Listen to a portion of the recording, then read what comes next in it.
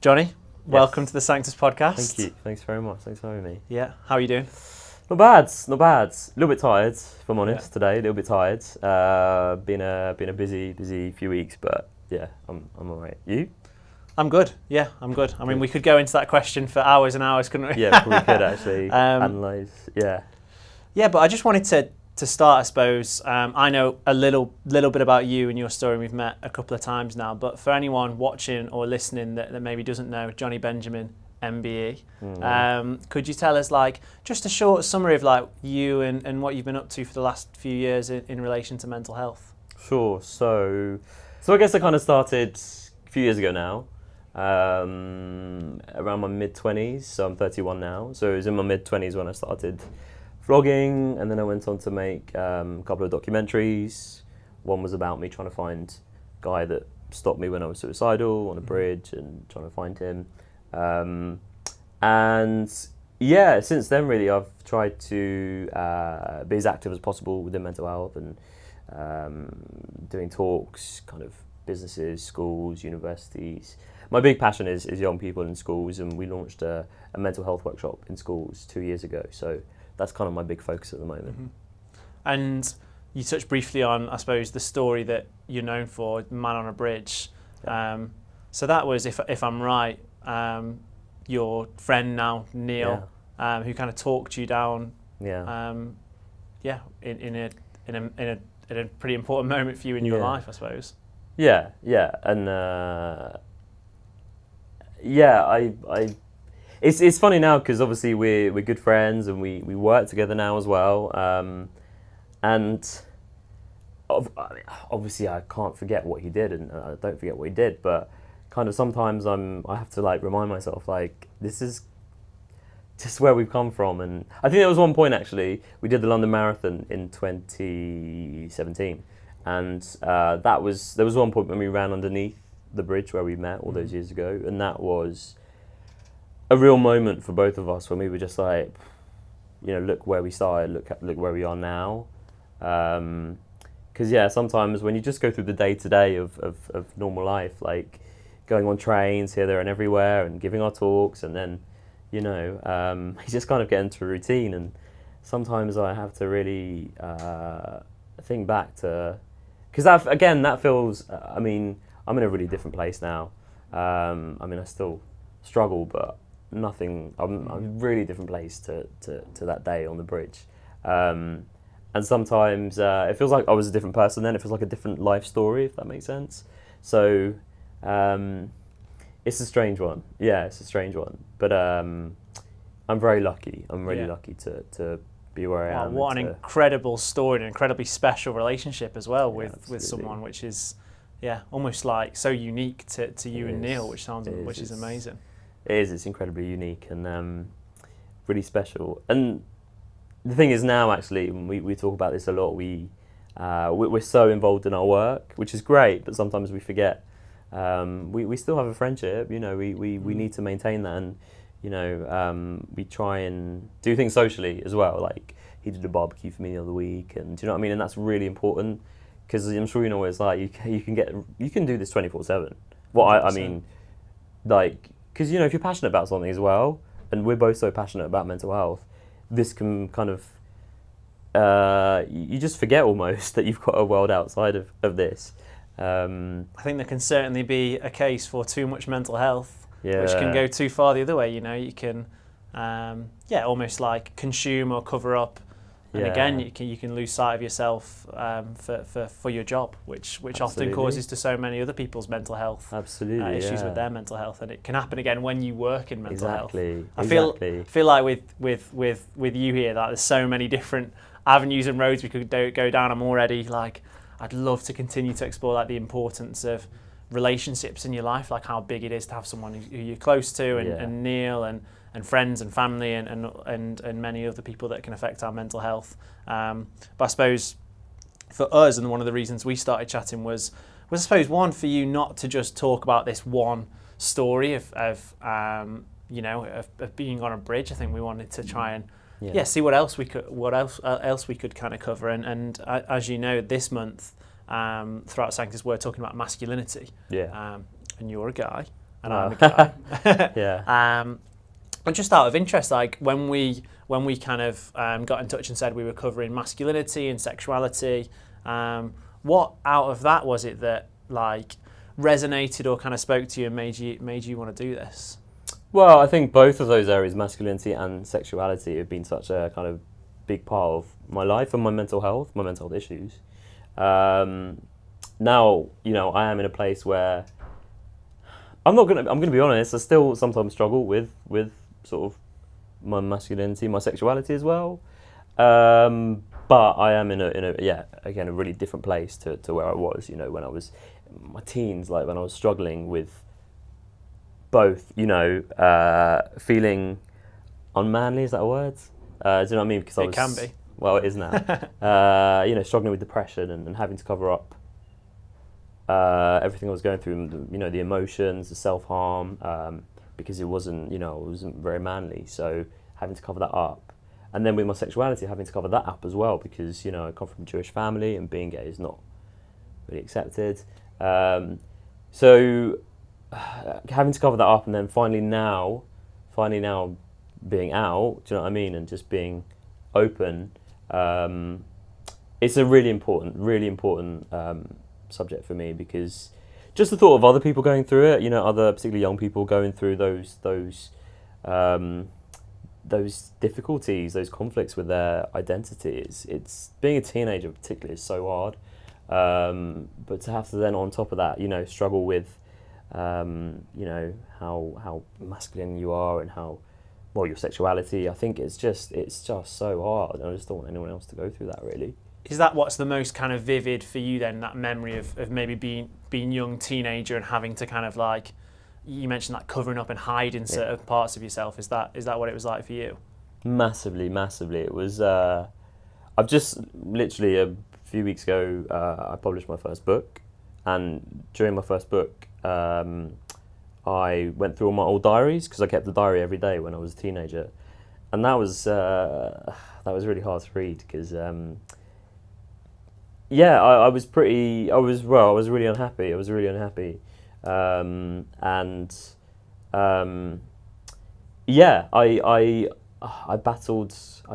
really battled, because I was just desperate for people to think I was normal. That was what it was. I wanted to be normal, I wanted to fit in, and I thought if people knew that I was struggling with the depression, struggling with my sexuality, then people would think less of me, then I'd be seen as weak, then I wouldn't get to where I wanted to in life. And ultimately, it almost cost me my life, because it made me really unwell, and I had this massive breakdown, and went to the bridge, and it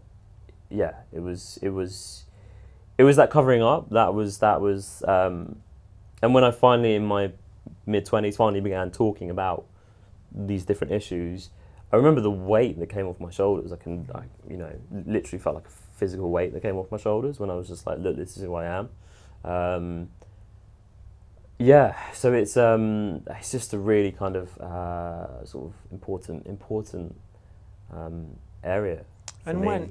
And taking us back to that time when you kind of the new word that we've coined now, unmanly. That you felt like, what did unmanly mean to you? Like, what did you think manly was, I suppose? Well, I grew up. So I grew up kind of. My dad's, he took me to football every week. We went to see Crystal Palace play, and I wasn't interested, but I went because it was a nice bonding experience. Me and my dad, but I learned there kind of what it meant to be a man. Like, in the football grounds, men would just show their emotion, and there'd be different like beings within the football stadium, but when they went out of the grounds, like the shields would come up, and kind of this that's what I thought it meant to be a man. It was you were tough, you were strong, you didn't show there was only certain places you could be vulnerable and show your emotions, such as football, when you're watching football. So that's how I learned, I think, about what being a man was, seeing that. And so when I started really kind of suffering, particularly with the depression, and when I went through, periods of being very emotional and crying, and for me that was the worst, because I was like, people cannot see me cry. People, you know, people will think less of me if they see me cry. So that was that was a big problem for me, massive problem for me. And yeah, it I just felt shit. Not only do you feel incredibly low and you can't get out of that dark hole, but then on top of that you beat yourself up for being that way, because it's not manly, and it's not strong. It's not strong. Yeah, I can definitely see. I mean, the image I had in my head, of, been to many football matches in my time as well, and thinking about the blokes at a football match, and it's aggressive, anger, passion, very occasionally maybe some tears, but it's very raw. But I would class, there's only certain types of emotions shown there, and then I think you're right. The kind of, you walk through the turnstile and it's the kind of shutters come down in many ways, and it sounds like that was the image in your mind of like what a man was, or is. Massively, and as well that links into sexuality, because again, growing up in the environment that I did, both in terms of kind of my dad's taking me out to the football matches, but also my religious environment at home, there was the whole kind of needing to be strong, manly, but also needing to be straight, like for me.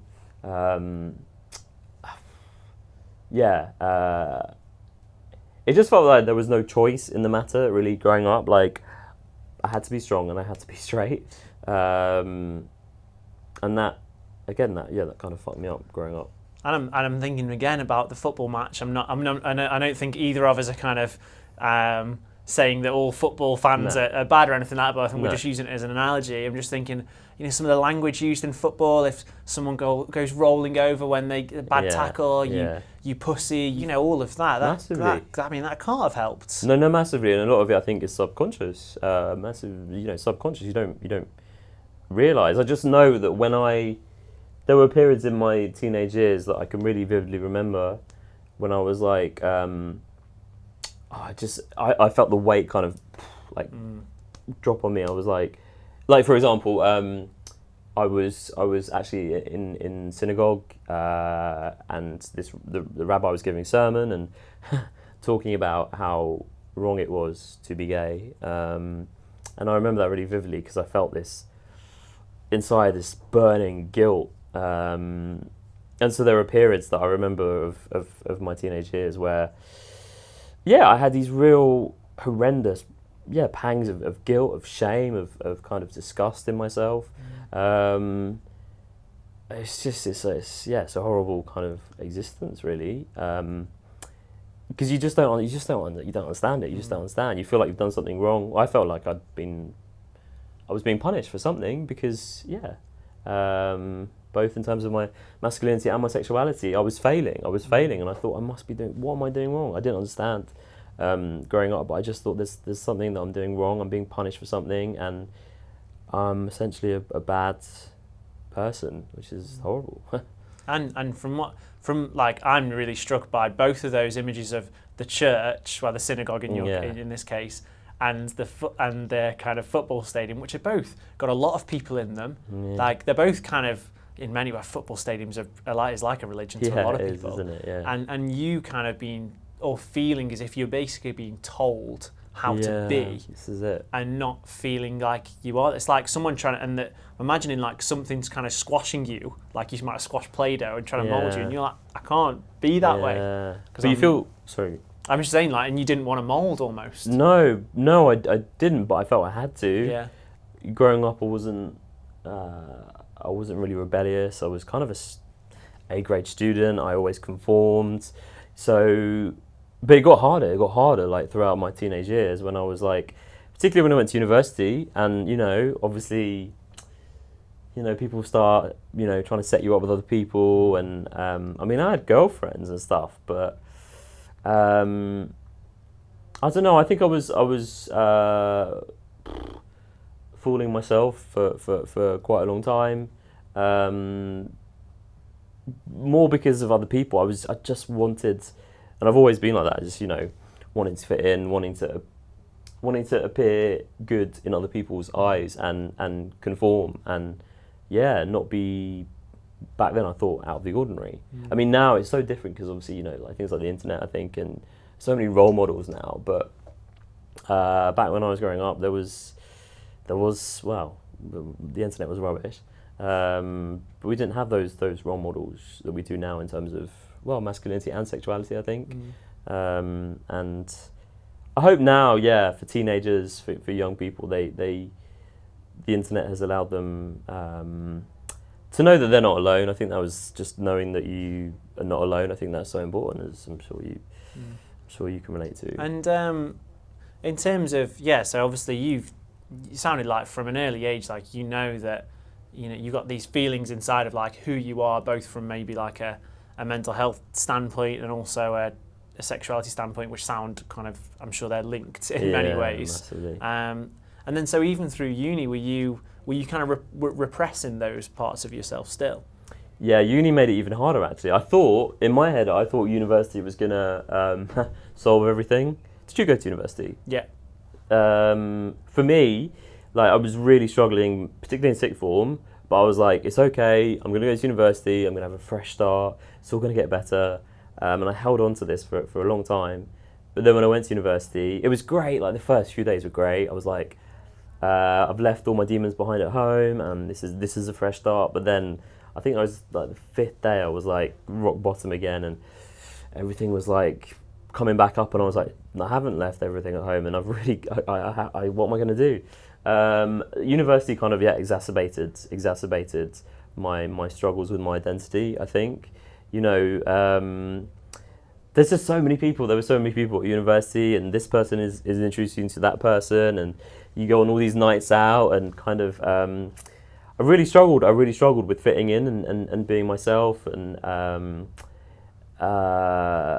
I think as well, the pressure of maybe being away from home, I've always been quite a homely person and so there was that added extra pressure of being away from home, having to be independent and again, once again, having to kind of hide everything because I was embarrassed and I was scared and I was ashamed.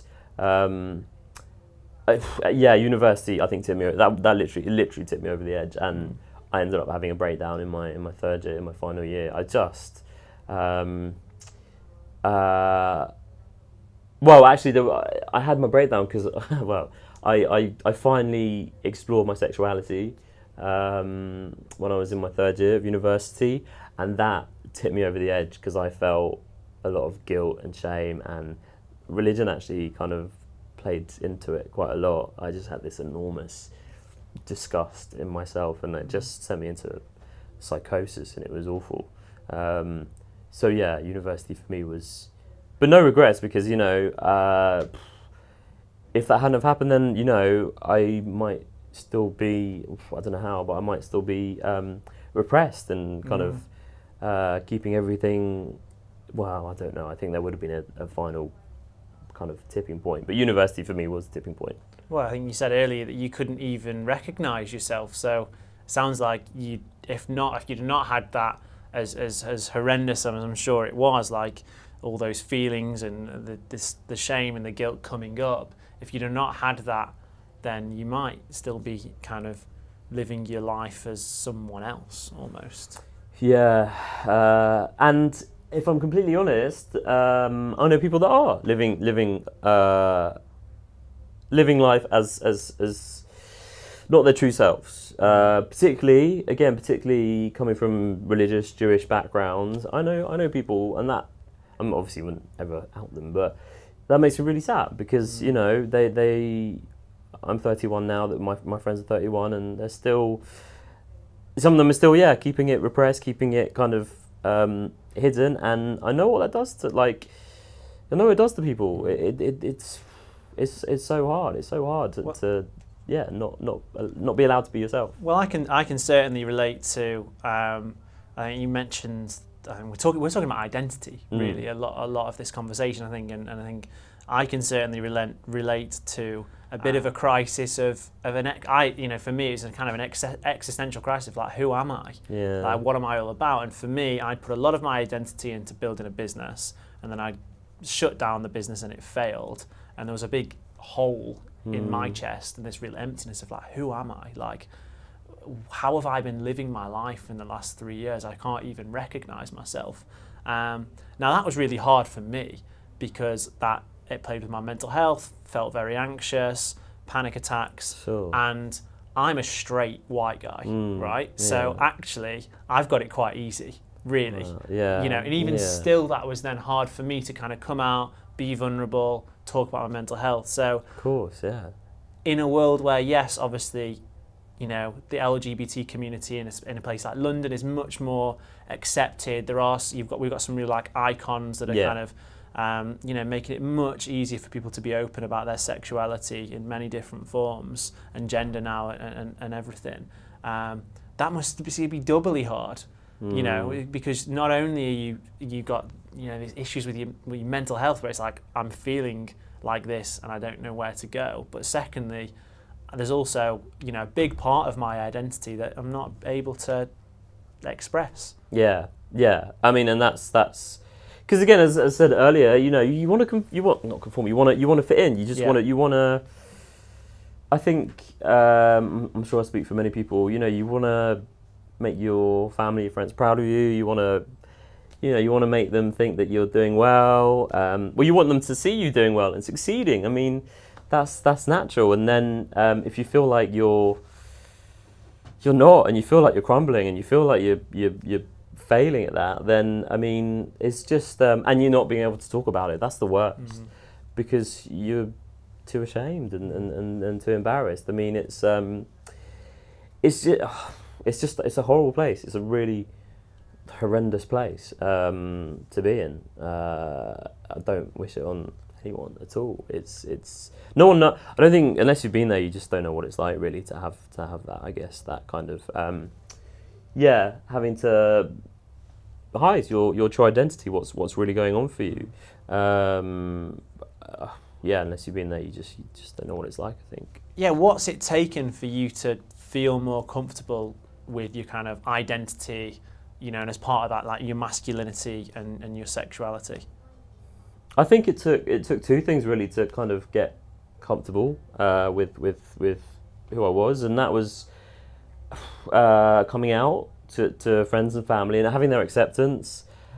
I'm lucky, my family, my friends have been pretty accepting actually and understanding, and I'm lucky because I know people that they've come out, and both in terms of maybe about their mental health or about their sexuality to family, to friends, and they haven't got the reaction that they wanted, and that can make you even sort of worse, and that's really tough. So I'm really lucky. So I think that's one thing, is having the acceptance, having the love and support of family and friends, but also I think most importantly of all, it's peace from within. I think peace and acceptance from within. I think that's been key, and that has taken a long time and a lot of therapy, to be honest. And it's still an ongoing thing.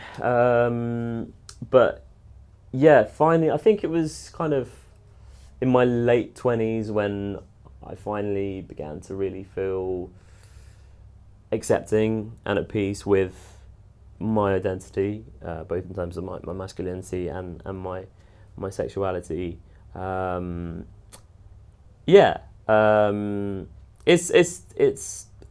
are moments when I'm still kind of like, because I'm 31 now, and a lot of my friends, they are married, they've got kids, or they're having kids, and I've obviously got I've got a very different life path, being gay and I'm single, and I guess I've got a very different life path to them, but that's fine. But coming to terms with that, accepting that, I think that's been, it myself has been key. That's been key. I think you can have all the love and acceptance from the whole world, but if you don't fully accept and love yourself, then what does that matter? All the love and acceptance from everyone around you. You have to learn to find some peace and contentment within yourself. And I've realised that now. To be honest, in my 20s, I was always looking for someone else to bring me that to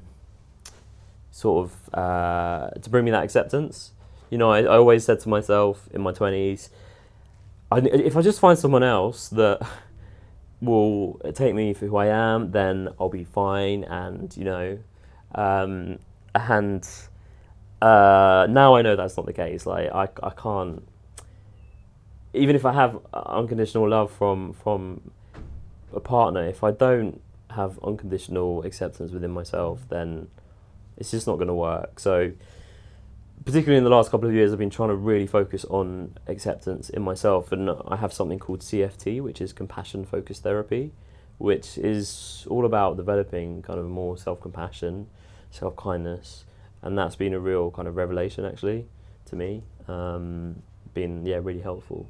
That was really powerful what you just said. I don't know if you remember the big like what you just said. I don't know if it felt like it came straight from the heart, but I think that I was actually going to ask as you were talking, my question was going to be like, do you think you need both? You know, and from what you've just said, it sounds like actually that, you know, that ability to accept who you are without the need for kind of validation from others sounds like it's really important to you. It is, it is, and I've still got a way to go. But I have my therapy every week, and you know, I'm getting there. I think it takes. I mean, look at the way that we're brought up. We're brought up to kind of, if you think of, I don't know, like Disney movies and stuff. It's always like Sleeping Beauty, you know, is rescued, or Snow White is. Everyone's rescued by someone else, and I guess I grew up in Hollywood. I think of like so many Hollywood movies, and like everything turns out all right when they fall in love and live happily ever after, and that's not real life. Well, for me, it's not real life. For some people, I guess it is, but for me, it's not. I've grown up with a lot of internal conflict, and I have to resolve that. I have to resolve that conflict, and I am. But it takes work. It takes work, and takes work, and it takes time, and it takes dedication. But you know, in the same way that I don't know, you look after your oral hygiene. You know, you know, everyone cleans their teeth maybe twice a day, and visits a dentist, and maybe gets their teeth whitened and braces. And the same way that you look after your dental hygiene, you know, then why don't we look after our mental hygiene in that way, you know? So, I don't know why I made that point. No, I think it's a point that obviously resonates massively with me. You know, we often talk about treating your mental health like your physical health or your dental health, let's say, in that analogy. But I just want to. I think what you just touched on is something really important, because I think often in mental health at the moment, like often I might do a lot of these conversations. I'll ask people like, you know, what's good for your mental health, and it sometimes feels to me like I get these like standard responses like therapy, meditation, journaling, mindfulness, exercise. Usually exercise comes first for most people. It's quite rare that I would ask that question to someone. I know I didn't ask it too explicitly, but they would say, actually accepting myself for who I am has been the biggest thing for mental health, because that's such a big abstract thing. And I just wanted to like just delve into that a little bit more and just ask whether, whilst obviously accepting yourself is really, really important, did you find that being accepted by your family and friends kind of helped you accept yourself? So like when you had the conversation with your friends and family and talked to them about, you know, being gay and whatnot, and your mental health, did you find that helped kind of build up that kind of confidence, I suppose, internally? Yeah, massively. I think for me, the biggest thing was my parents. That was the biggest thing. It was kind of, that was the thing that I literally drove me to the edge throughout my teens, was what are my parents going to think? Yeah. You know, my parents have been, they've done everything for me. They've done the best that they could. They've, you know, been exceptional parents, and I felt like I was letting them down massively by admitting who I really was in terms of my mental health, my sexuality. But when I finally did it, and they were. I came out first about my mental health because, well, I didn't have a choice, I had a breakdown. But then afterwards I came out about my sexuality, and so it was like two kind of double whammies for them. And they said they had no idea about both, so it was big stuff for them. But I think just the act of telling them, it was literally like this massive, giant, huge boulder off my shoulders. I remember feeling like just such a relief, like when my parents knew, even whether they accepted me, or obviously acceptance from them is a big part of it, but just putting it out there and just being open and just not burdening myself with it anymore, that was a relief.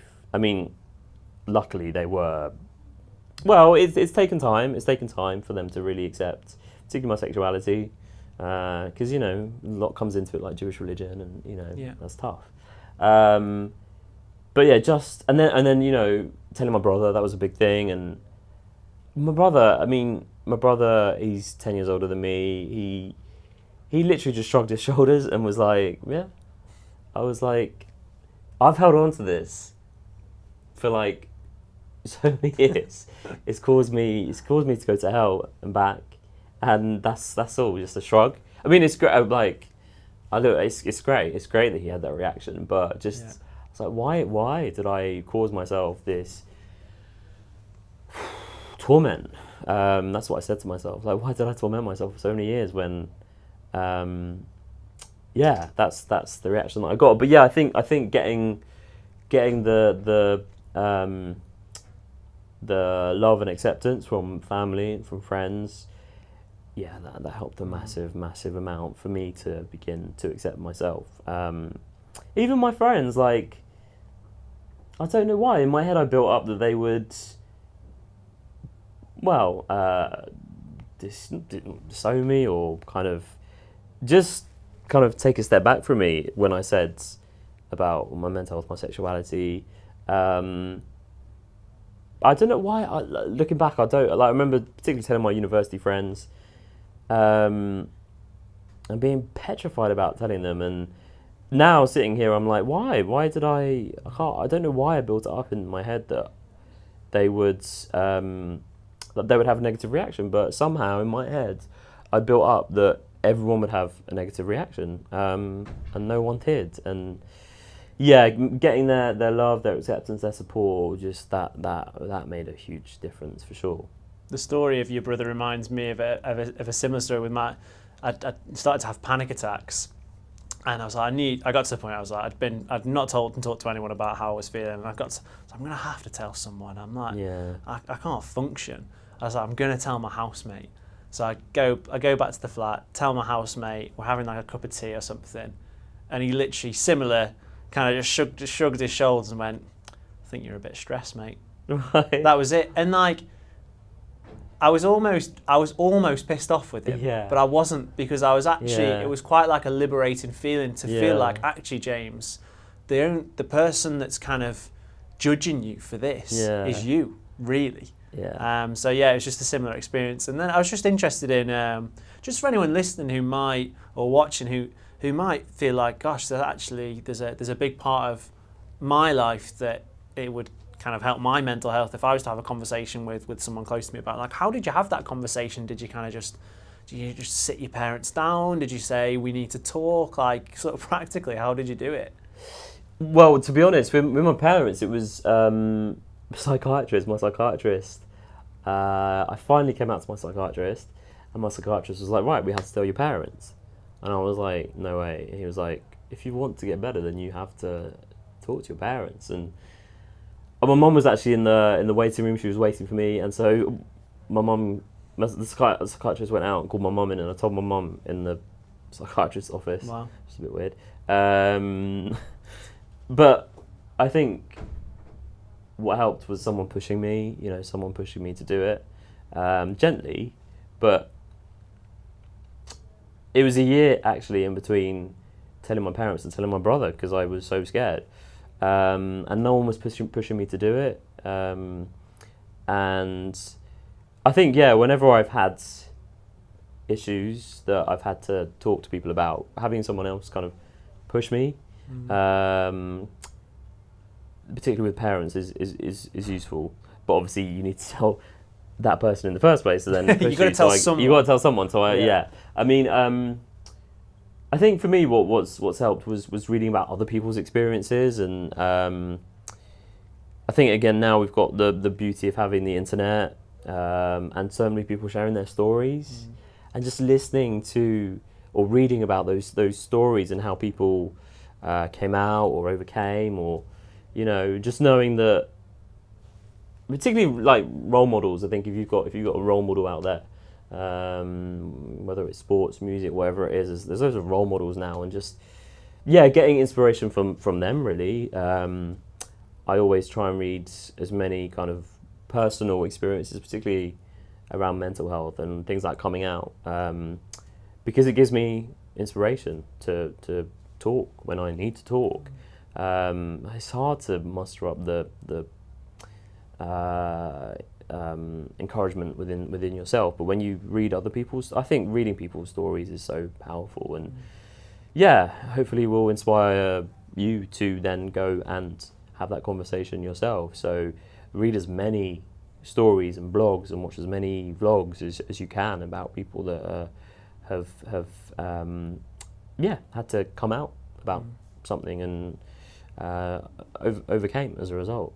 And to kind of start to wrap up, is that what your sort of advice or like lesson would be? Not just to someone, because there's a whole spectrum that some people might be in a real kind of torment or torture of like, who am I, and be in a really difficult place of like, of being struggling with their mental health because of maybe some real kind of clash in their identity. Or you might just have people that are, I think I every 6 months, to be honest, have a bit of a like a wobble in my identity of like kind of who am I? Sure. I kind of certainly feel like I feel that. And what would your advice to be to kind of suppose manage that, and what to do about that? Like, what would you say to your younger self almost? I think what helps me, what I try and do now, is I take myself away from the daily kind of environment. So I'm in London, and I live in London, and I do a lot of work in London. So I'll take myself out of London, go by myself, and go usually kind of out in nature. I'll spend a day out in nature, immersed in nature, do a lot of writing, self-reflection, and that for me really helps. It's kind of separate myself, just give myself some breathing space. I think it's so important to have that kind of breathing space to self-reflect.